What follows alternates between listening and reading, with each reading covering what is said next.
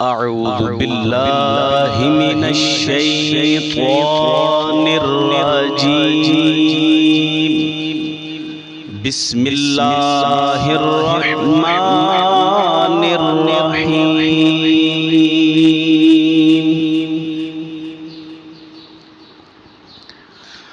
الحمد لله الذي وهب لي على الكبر إسماعيل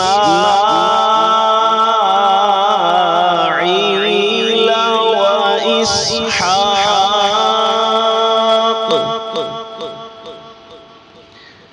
إن ربي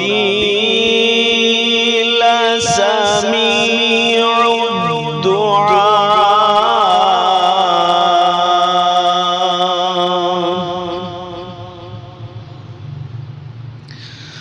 الحمد لله الذي وهب لي على الكبر إسماعيل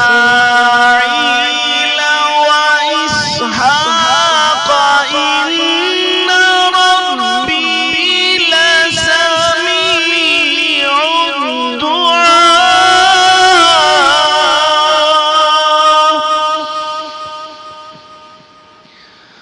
رب اجعلني مقيم الصلاة ومن ذريتي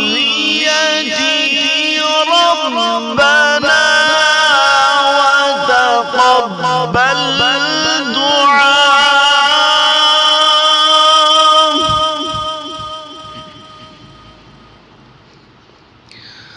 رب اجعلني مقيم الصلاة ومن ذريتي ربنا وتقبل دعاء.